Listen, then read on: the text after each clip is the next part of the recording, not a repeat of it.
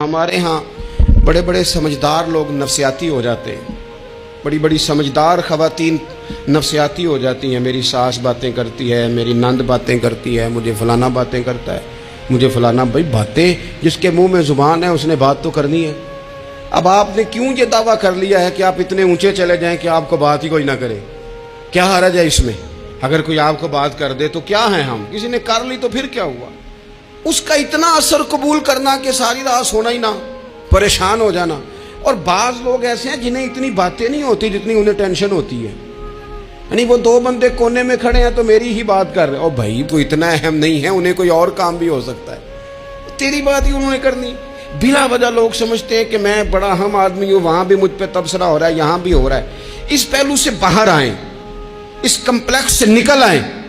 इब्ने हज़म कहते हैं कि मिस्र में एक ताजर बड़ा कामयाब हो गया था, बड़ा कामयाब ताजर हो गया। तो जिंदगी में जितने लोग भी कामयाब होते हैं उनसे हसद होता है, उससे भी उसके इर्द गिर्द के लोगों ने हसद शुरू किया। अब ताजरों ने प्लानिंग की कि इसे खराब कैसे करना है। वो एक दिन अपने घर से निकला, सफ़ेद कुर्ता सफ़ेद पगड़ी बांध के बाहर। अब 5-6 लोगों ने पहले से मनसूबाबंदी की हुई थी। एक साहब उसे मिले, कहने लगे माशाल्लाह आज तो सफ़ेद कुर्ते पर सब्ज इमामा, सब्ज पगड़ी बड़ी ही अच्छी लग रही है। तो हंस के कहने लगा, लगता है आप सो के उठ के आए हैं, पगड़ी तो मेरी सफ़ेद है।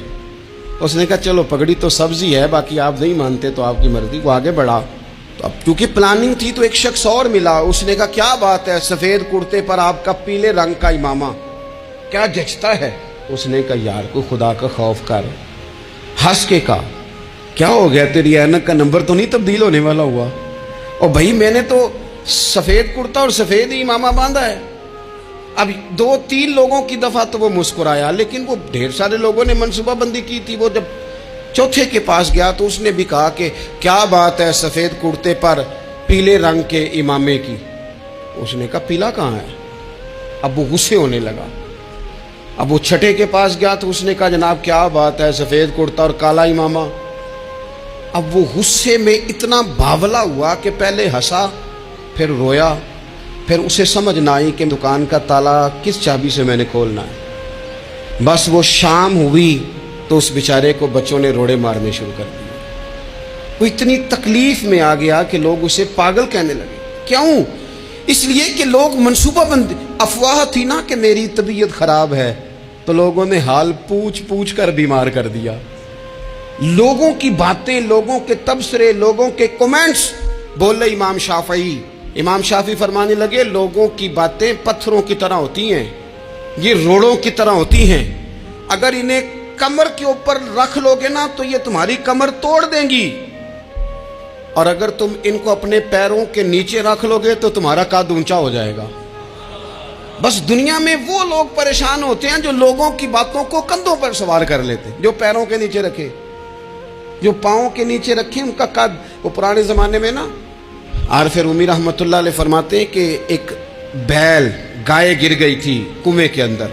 तो अब वो लोग उसको निकाल तो नहीं सकते थे, तो उन्होंने इस तरह किया कि मिट्टी डालनी शुरू कर दी कि अब बदबू आएगी, परेशानी होगी, तो इसको बंद कर देते हैं अंदर ही कुएं को, कुआं नई जगह पे खोद लेते हैं। उन्होंने जब उसके अंदर मिट्टी डाली ना तो वो गाय जो थी वो मिट्टी झाड़ के तो मिट्टी के ऊपर आ गई।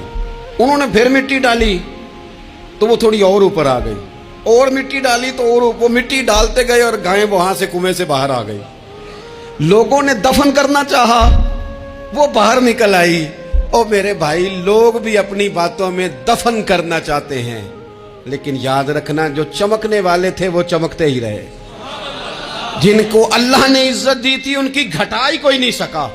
इतनी इतनी लंबी जुबानें खोल के लोगों ने सहाबा के बारे में बातें की, लेकिन सूरज चमक रहा है सिद्दीक अकबर की शान का, अजमतें दमक रही हैं फारूक आजम की, उरूज है जनाबे फारूक आजम को।